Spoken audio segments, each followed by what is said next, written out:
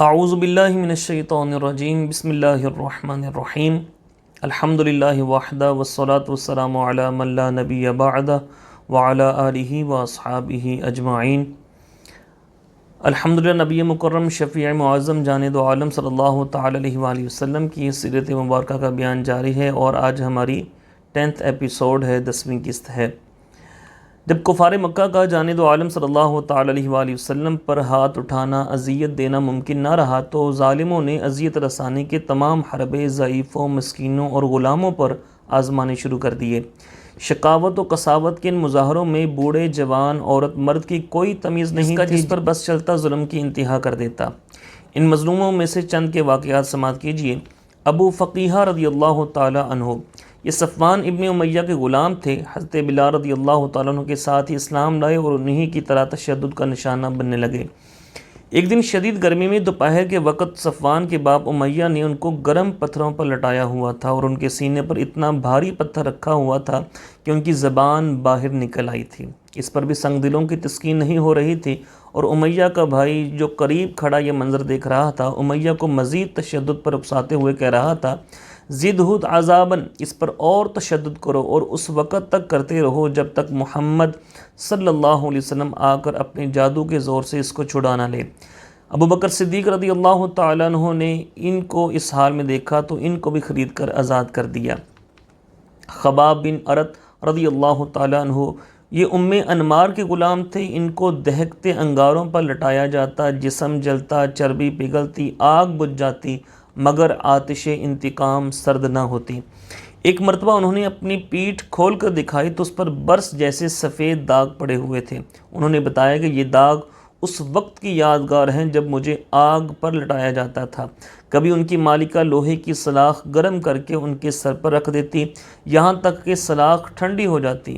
ایک دن حضرت خباب رضی اللہ تعالیٰ عنہ نے بارگاہ نبوت میں اپنی حالت زار بیان کی۔ جاند عالم صلی اللہ تعالیٰ علیہ وآلہ وسلم نے ان کے لیے دعا فرمائی، اللہم انصر خباباً، یا اللہ خباب کی امداد فرما دے۔ اور اللہ تعالیٰ نے خباب کی یوں امداد فرمائی کہ ان کی مالکہ ام انمار کے سر میں شدید درد شروع ہو گیا۔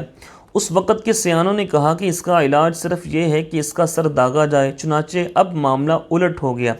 اب خباب رضی اللہ تعالیٰ عنہ کے ہاتھ میں سرخ کیا ہوا سریا ہوتا اور ام انمار کا سر، واللہ علی ما یشاء قدیر۔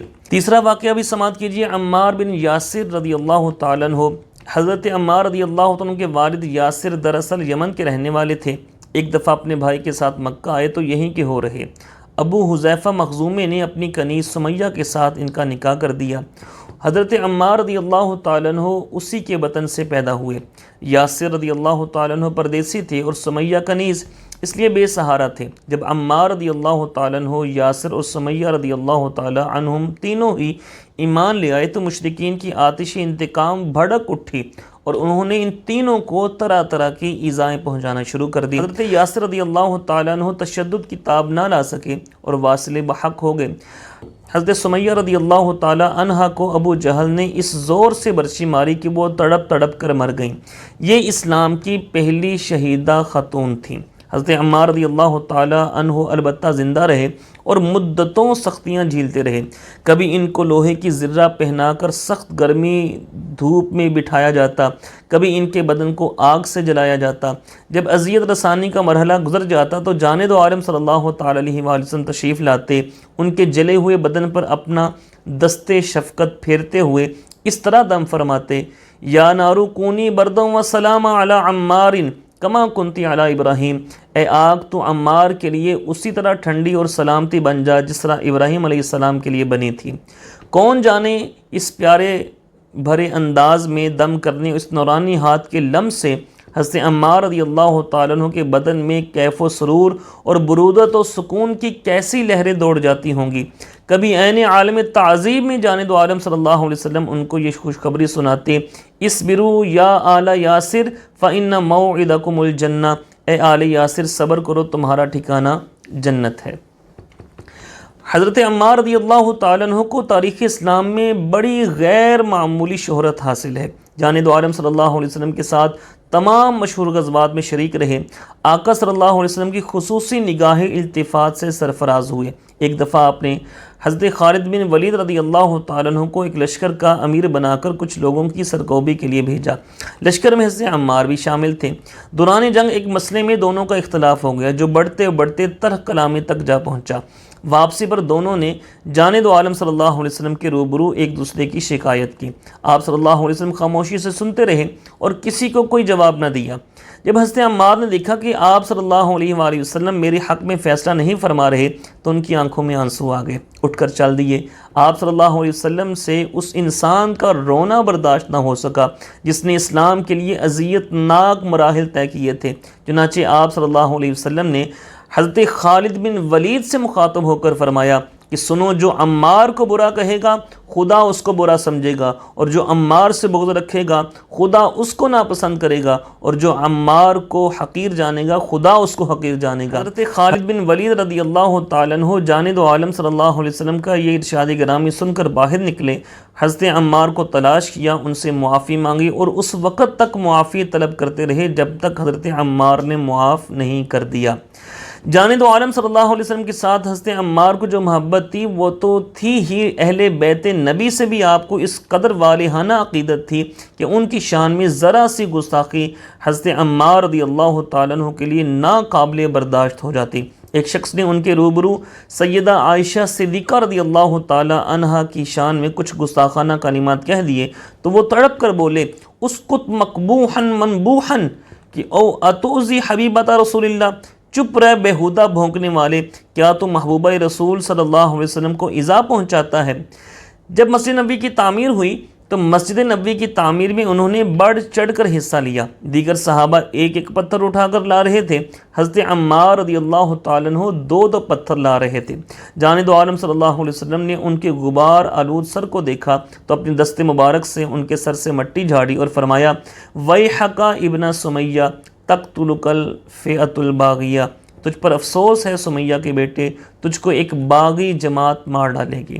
جانے دو عالم صلی اللہ علیہ وسلم کی یہ پیش گوئی کئی سال بعد پوری ہوئی جب معرکہ صفین میں مولا علی شیر خدا کرم اللہ تعالی وجہ الکریم کی طرف سے لڑتے ہوئے انہوں نے جام شہادت نوش کیا۔ شہادت کے دن روزے سے تھے، شام کے وقت پانی ملے ہوئے دودھ کے ساتھ روزہ افطار کیا، پھر فرمایا، مجھے رسول اللہ صلی اللہ علیہ وسلم نے بتا دیا تھا کہ میری زندگی کی آخری غذا پانی والا دودھ ہوگا۔ اسی رات لڑتے لڑتے شہید ہو گئے۔ شہادت کے وقت ان کی عمر 94 سال تھی، 94 ایئرز۔ سبحان اللہ، اس عمر میں بھی جس چیز کو حق سمجھا اس کے لیے جان دی، رضی اللہ تعالی عنہ۔ اللہ تعالیٰ ان کے صدقے ہم سب کی بے حساب بخشش اور مغفرت فرمائے۔ اس کے بعد صہیب رومی رضی اللہ تعالیٰ عنہ، یہ رومی مشہور ہیں مگر در حقیقت یہ رومی نہیں تھے بلکہ عربی تھے، اور ان کے والد سنان کسریٰ کی طرف سے ایلا کے حاکم تھے۔ ایک دفعہ رومیوں نے ان کے علاقے پر حملہ کیا، حضرت صہیب کو بچپن کی عمر میں گرفتار کر کے ساتھ لے گئے۔ یہ وہیں روم میں پلے بڑھے، اس لیے رومی مشہور ہو گئے۔ جوان ہوئے تو رومیوں نے ان کو قبیلہ بنی کلب کے ہاتھ فروخت کر دیا۔ بنی کلب نے مکہ میں لا کر عبداللہ بن جدعان پر بیچ دیا۔ بعد میں ان کے آقا نے اگرچہ ان کو آزاد کر دیا تھا مگر تھے تو غریب الوطن ہی، اس لیے ایمان لانے کے جرم میں ان کو اس قدر اذیتیں دی جاتی، اس قدر تکلیفیں دی جاتی کہ ان کی حواس مختل ہو جاتے اور سوچنے سمجھنے کی قوتیں زائل ہو جاتی، مگر ان کی استقامت میں فرق نہ آتا۔ مردوں کے علاوہ بہت سی کنیزوں پر بھی ایسے ہی ہولناک مظالم ڈھائے گئے۔ حضرت زنیرہ رضی اللہ تعالی عنہا ایک بے کس کنیز تھیں، اسلام لائی تو ابو جہل از روئے تمسخر کہنے لگا کہ اگر اسلام سچا مذہب ہوتا تو زنیرہ ہم سے سبقت نہ لے جاتی، بھلا یہ بھی کوئی تک ہے کہ ہم تو باطل پہ ہوں اور زنیرہ حق پر ہو۔ اس بے سہارا خاتون پر اتنا ستم کیا گیا کہ ان کی بینائی جاتی رہی۔ مشرکین نے کہا کہ لات و عزا دو بتوں نے ان کی نظر چھین لی ہے۔ محترمہ زنیرہ رضی اللہ تعالی عنہا کا ایمان ملاحظہ ہو تو انہوں نے جواب دیا، کاذبوا و بیت اللہ، خدا کے گھر کی قسم یہ لوگ جھوٹ بولتے ہیں، لات و عزا کسی کو فائدہ نہیں پہنچا سکتے نہ نقصان پہنچا سکتے ہیں، البتہ میرا رب میرا اللہ جب چاہے میری بینائی لوٹا دے۔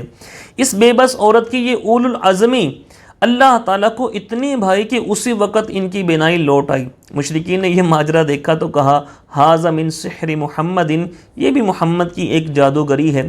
حضرت زنیرہ کے علاوہ حمامہ، لبینہ، نہدیہ اور ام عبیس رضی اللہ تعالی عنہن بھی ایسی ہی وفا شعار خواتین تھیں جو ظلم کی چکی میں پستی رہیں مگر کملی والے کے دامن سے لپٹی رہیں، رضی اللہ تعالی عنہن ورضینا عنہ۔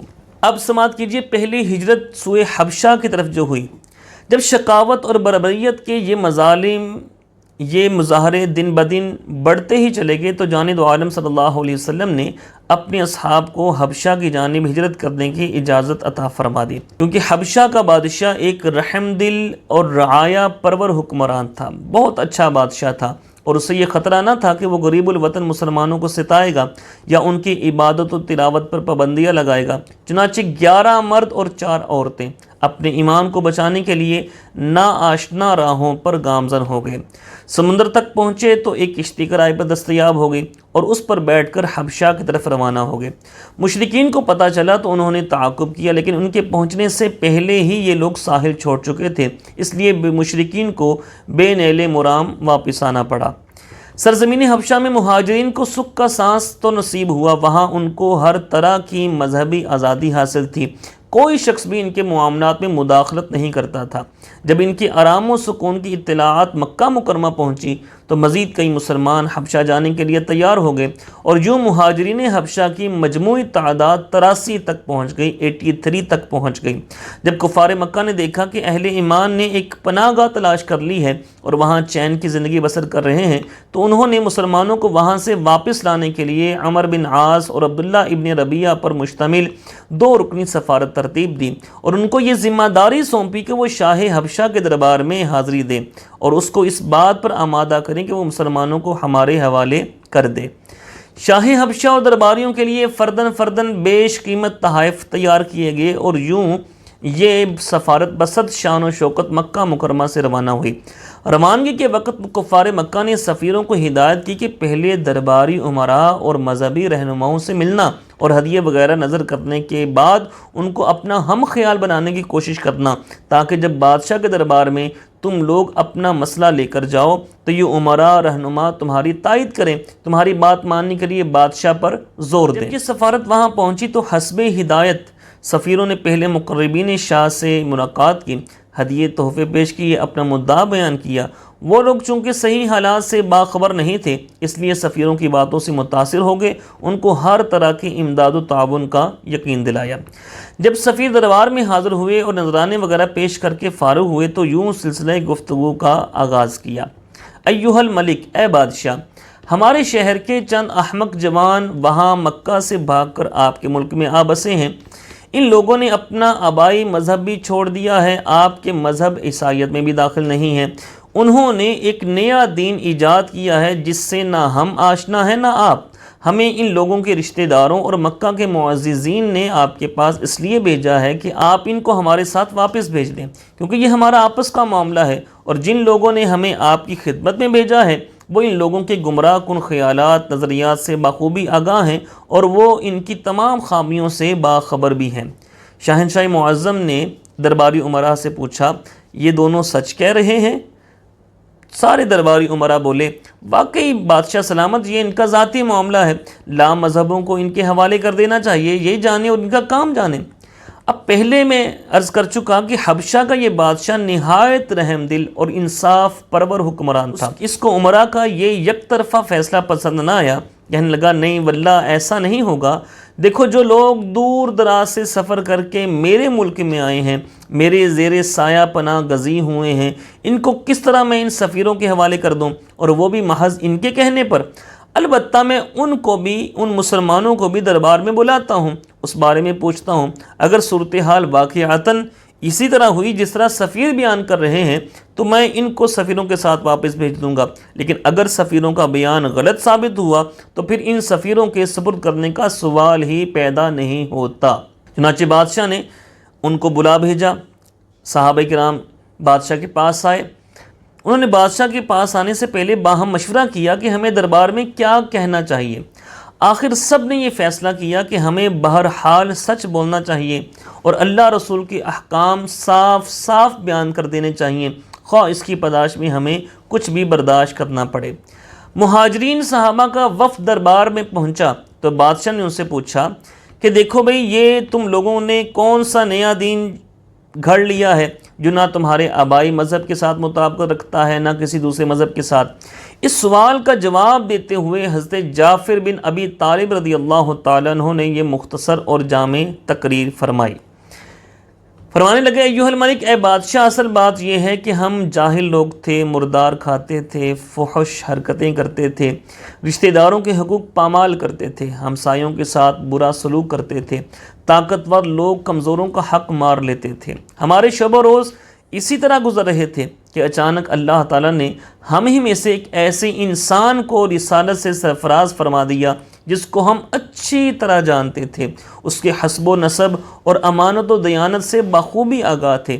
اس رسول نے ہمیں اللہ کی طرف بلایا اور بتایا کہ وہ ذات وحدہ لا شریک ہے، اس لیے ہمیں چاہیے کہ صرف اسی کی عبادت کریں اور ان خداؤں کی پرستش چھوڑ دیں جن کو ہم اور ہمارے آباء و اجداد نے پتھروں سے تراشا ہے۔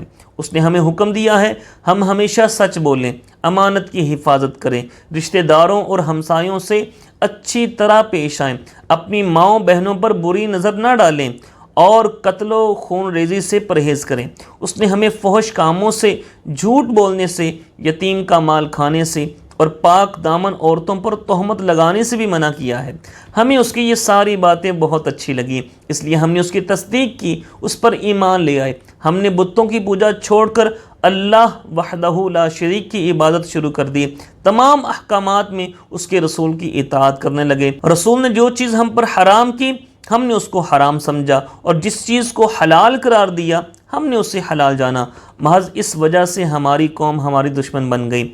انہوں نے ہم کو طرح طرح کی اذیتیں دیں، دوبارہ شرک و کفر کی طرف لوٹانا چاہا، مگر جب ہم اس پر آمادہ نہ ہوئے تو انہوں نے بے پناہ ظلم و ستم کیے، ہم پر عرصہ حیات تنگ کر دیا۔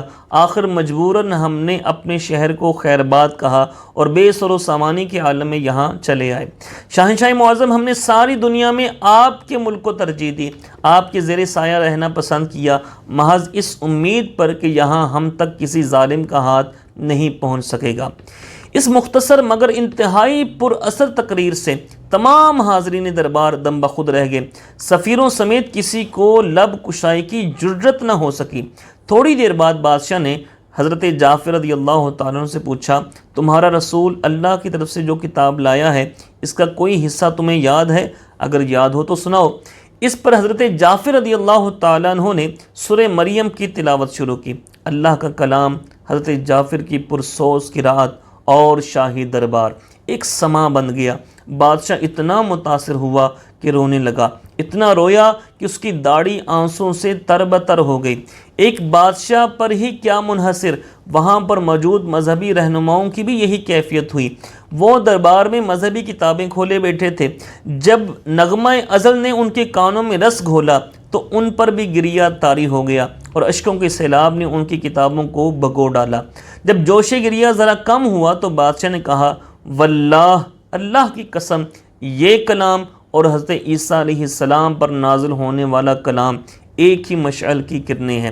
پھر سفیروں کی طرف متوجہ ہوا اور بولا، بھئی تم لوگ واپس چلے جاؤ، خدا کی قسم میں ان لوگوں کو ہرگز تمہارے حوالے نہیں کروں گا۔ سفیروں کی یہ کوشش اگرچہ بری طرح ناکام ہو گئی تھی، مگر عمر بن عاص کو اتنی آسانی سے ہتھیار ڈالنا گوارا نہیں تھا، اس لیے دربار سے نکلتے ہی اپنے ساتھی سے سرگوشی کی، بھئی میں کل دوبارہ کوشش کروں گا، اب کی ایسی چال چلوں گا کہ مسلمانوں کی یہاں سے جڑ کٹ جائے گی۔ میں بادشاہ کو بتاؤں گا کہ یہ لوگ عیسیٰ علیہ السلام کو اللہ کا بیٹا نہیں بلکہ اللہ کا بندہ کہتے ہیں۔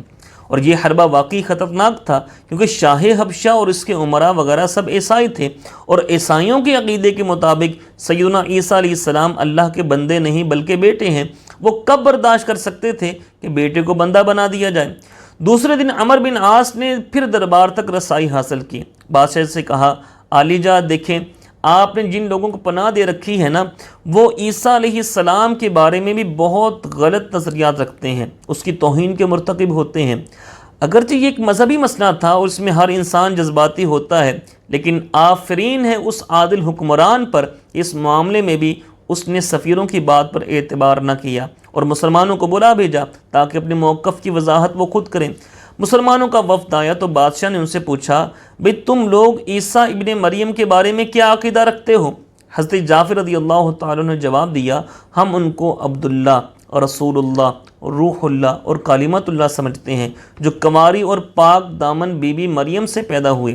یہ سن کر بادشاہ نے زمین سے ایک تنکا اٹھایا اور کہا، واللہ جو کچھ تم نے بیان کیا ہے عیسیٰ علیہ السلام اس تنکے کے برابر بھی اس سے زیادہ نہیں ہے، جو تم نے کہا ہے وہی حق ہے، وہی سچ ہے۔ اب بادشاہ کی زبانی اس حقیقت کا اعتراف سن کر عیسائی امراء کو بڑا غصہ آ گیا، ان کی ناکوں سے خرخراہٹ کی آوازیں نکلنے لگیں، لیکن بادشاہ نے ان کے غصے کو کوئی اہمیت نہ دی، کہنے لگا تم بے شک خر خر کرتے رہو لیکن حقیقت یہی ہے۔ پھر مسلمانوں سے کہا، تم بے فکر ہو کر یہاں رہو، آئندہ اگر کسی نے تمہارے بارے میں کوئی غلط بات کی تو اس کو سزا بھگتنی پڑے گی۔ پھر ملازمین کو حکم دیا، سفیروں نے جو ہدیے پیش کیے ہیں وہ ان کو واپس کر دیے جائیں، مجھے نہیں چاہیے ایسے ہدیے۔ غرضے کے دوسری کوشش میں بھی سفیروں نے منہ کی کھائی، ناکام اور نامراد ہو کر واپس چلے گئے۔ اب مسلمانوں کی حمایت میں اس حد تک آگے جانا اور سر دربار عیسیٰ علیہ السلام کو اللہ کا بندہ مان لینا بادشاہ کو مہنگا پڑ گیا۔ متعصب عیسائی امراء اس کے خلاف ہو گئے، بغاوت کر دی۔ اس حالت میں بھی اس نے مسلمانوں کا اتنا خیال رکھا کہ ان کے لیے کشتیاں مہیا کر دیں۔ حضرت جعفر رضی اللہ تعالیٰ عنہ سے کہا، اگر بغاوت کامیاب ہو گئی تو تم لوگوں کا جہاں جی چاہے چلے جانا، لیکن اگر ناکام ہو گئی تو پھر کہیں جانے کی ضرورت نہیں، یہیں آرام سے رہنا۔ پھر اس نے کاغذ پر لکھا۔ کاغذ پر کیا لکھا؟ اشہد ان لا الہ الا اللہ و اشہد ان محمدا عبدہ و رسولہ و اشہد ان عیسیٰ ابن مریم عبدہ و رسولہ و کلمتہ و روحہ، کہ میں گواہی دیتا ہوں کہ اللہ وحدہ لا شریک ہے اور محمد اس کے بندے اور رسول ہیں، اسی طرح عیسیٰ ابن مریم علیہ السلام بھی اللہ کے بندے اور اس کے رسول ہیں اور روح اللہ ہیں، کلمت اللہ ہیں۔ یہ کاغذ لکھ کر اس نے سینے والی جیب میں ڈالا اور باغیوں سے مذاکرات کرنے چل دیا۔ باغیوں نے کہا کہ دیکھیں، ہمارا آپ سے اختلاف صرف اس بات پر ہے کہ آپ نے عیسیٰ علیہ السلام کو اللہ کا بندہ مان لیا ہے۔ بادشاہ نے پوچھا کہ دیکھو اگر وہ اللہ کے بندے نہیں ہیں تو کیا ہیں؟ سب نے زور دے کر کہا، جناب وہ اللہ کے بیٹے ہیں۔ تو بادشاہ نے اپنے سینے پر ہاتھ مار کر اعلان کیا کہ میرا اس پر ایمان ہے، میرا اس پر ایمان ہے، پھر ہمارا آپ کے ساتھ کوئی نزاع نہیں۔ باغیوں نے کہا اور سر اطاعت خم کر دیا۔ اس طرح یہ مسئلہ بھی بخوبی نمٹ گیا اور مسلمان وہاں امن و سکون سے رہنے لگے۔ سامعین حیران ہوتے ہوں گے کہ ایک طرف تو بادشاہ تحریری طور پر آپ صلی اللہ علیہ وسلم کی رسالت، عیسیٰ علیہ السلام کی عبدیت کا اقرار کرتا ہے، اور دوسری طرف جب باغی کہتے ہیں کہ وہ اللہ کے بیٹے ہیں تو بادشاہ سینے پر ہاتھ مارتے ہوئے کہتا ہے کہ میرا اس پر ایمان ہے۔ یہ کیا معاملہ ہے؟ یہ کیا معاملہ ہے؟ اصل صورتحال یہ ہے کہ بادشاہ کھل کر اپنے اسلام کا اظہار نہیں کر سکتا تھا، اس طرح اس کے لیے بھی مشکلات پیدا ہو جاتی، اور ان مسلمانوں کے لیے بھی جو اس کے زیر سایہ چین کے دن بسر کر رہے تھے۔ اس لیے اس نے یہ تدبیر کی کہ اپنا عقیدہ لکھ کر جیب میں ڈال لیا، اور جب اس نے سینے پر ہاتھ مار کر کہا کہ میرا اس پر ایمان ہے تو اس کا اشارہ اس تحریر کی طرف تھا جو اس کے سینے والی جیب میں محفوظ تھی۔ باغی یہ سمجھے کہ بادشاہ نے عیسیٰ کے ابن اللہ ہونے پر ایمان کا اعلان کیا ہے۔ اس طرح شورش بھی تھم گئی، بادشاہ کے ایمان پر بھی آنچ نہ آئی، یعنی سانپ بھی مر گیا اور لاٹھی بھی نہ ٹوٹی۔ اس نیک دل بادشاہ کا اصلی نام اسحمہ تھا، نجاشی کے نام سے مشہور تھا۔ حضرت جعفر رضی اللہ عنہ کی دل آویز تبلیغ سے متاثر ہو کر مسلمان ہو گیا تھا، مگر اس وقت اسلام کا اظہار اس نے مناسب نہیں سمجھا۔ بعد میں جب جانب عالم صلی اللہ علیہ وسلم نے مختلف بادشاہوں کو دعوت اسلام دینے کے لیے مکتوبات طیبات تحریر فرمائے تو نجاشی کی طرف بھی ایک نامہ مبارک لکھا۔ عمر بن ابن امیہ رضی اللہ عنہ کو قاصد بنا کر بھیجا۔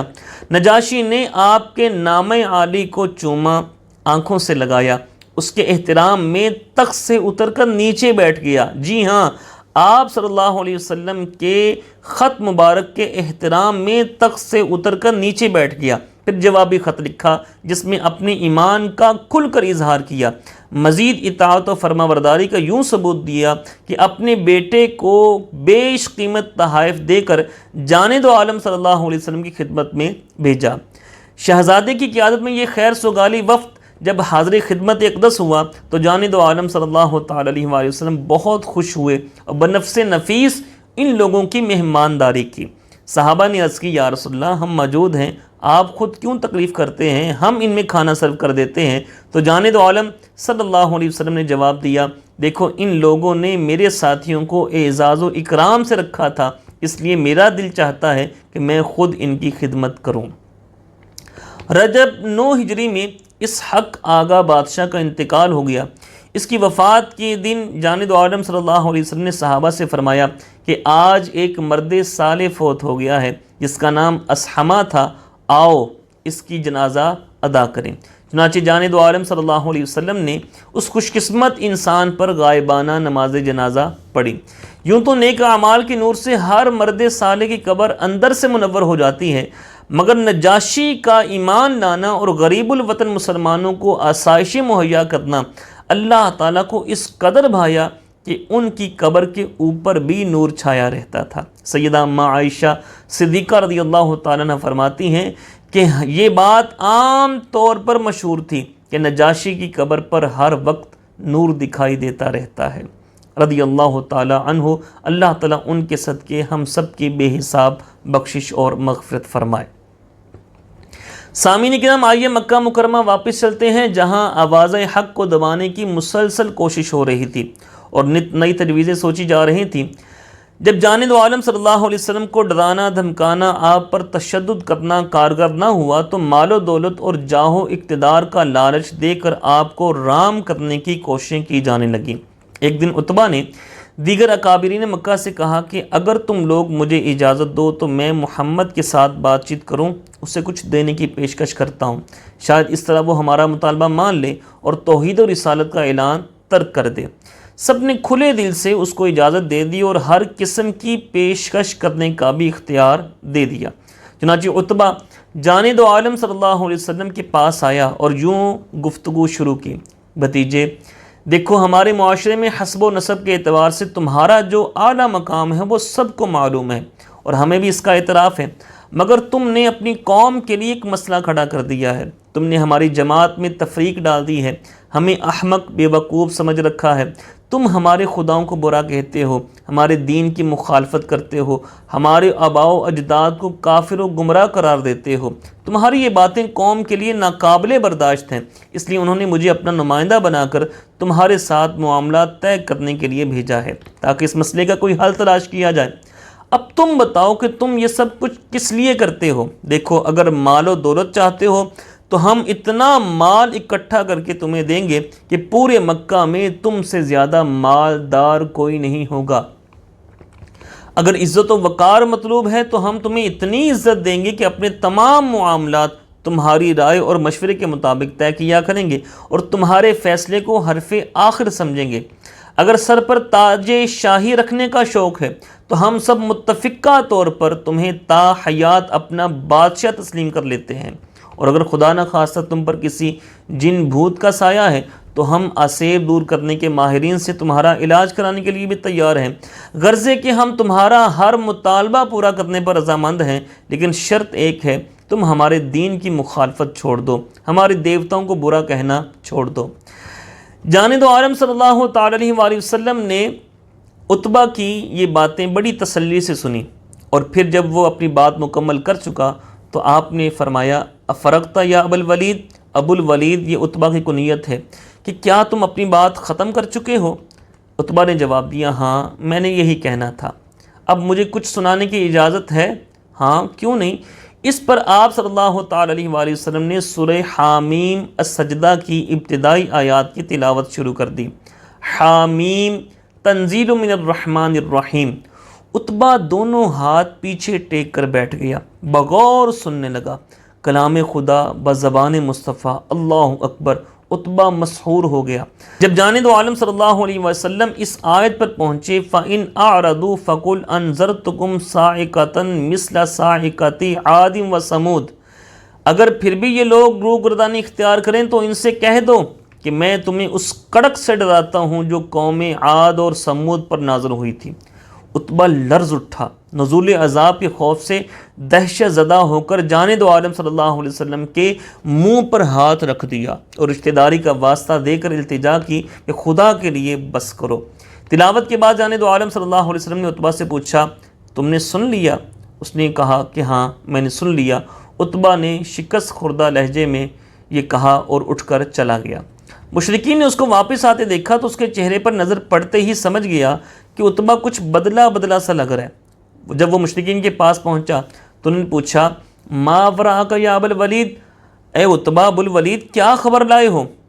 عتبہ نے بتایا، بھئی خبر یہ ہے کہ آج میں نے ایسا فصیح و بلیغ کلام سنا ہے کہ اب تک اتنا بلند پایا کلام کبھی نہیں سنا۔ وہ نہ تو شاعری ہے نہ کہانت۔ اے قوم قریش میری مانو تو محمد صلی اللہ علیہ وسلم کو اپنے حال پر چھوڑ دو۔ خدا کی قسم جو کلام میں نے آج سنا ہے اس کا عنقریب بہت شہرہ ہوگا، اس لیے تم لوگ غیر جانبدار رہو۔ اگر باقی اہل عرب نے محمد صلی اللہ علیہ وآلہ وسلم کی بات مانی اور اس کے خلاف اٹھ کھڑے ہوئے تو تمہیں از خود اس سے نجات مل جائے گی، اور اگر عرب نے اس کے آگے سر اطاعت خم کر دیا تو اس کی عزت تمہاری عزت ہوگی، اس کا وقار تمہارا وقار ہوگا، کیونکہ وہ تمہارے ہی خاندان کا ایک فرد ہے۔ مگر عتبہ کا یہ معقول مشورہ جذبات کی روح میں بہہ کر رد کر دیا گیا، الٹا اس کو تانا دیا گیا کہ سحرہ کا واللہ یا ابا الولید بھی لسانی ہی، کہ خدا کی قسم تم پر بھی اس کی زبان کا جادو چل گیا ہے۔ عتبہ نے دیکھا کہ یہ لوگ کوئی معقول بات سننے پر آمادہ نہیں ہیں تو کہنے لگا کہ میری رائے تو یہی ہے، آگے تمہارا جو جی چاہے تم وہ کرو۔ ترہیب و ترغیب کی جملہ حربیں ناکام ہو گئے تو ایسے لا یعنی مطالبے کر کے جانب عالم صلی اللہ علیہ وسلم کو زج کیا جانے لگا جس کا منصب رسالت سے کوئی تعلق ہی نہ تھا۔ انشاءاللہ تعالی اگلی ایپیسوڈ میں وہ تمام باتیں بیان کی جائیں گی۔ اللہ تعالی ہم سب کو نبی مکرم شفیع معظم جانب عالم صلی اللہ علیہ وسلم کی کامل محبت نصیب فرمائے، آپ کے اسوہ حسنہ کو اپنانے کی توفیق عطا فرمائے اور ہم سب کے لیے آسانیاں فرمائے۔ وآخر دعوانا ان الحمدللہ رب العالمین۔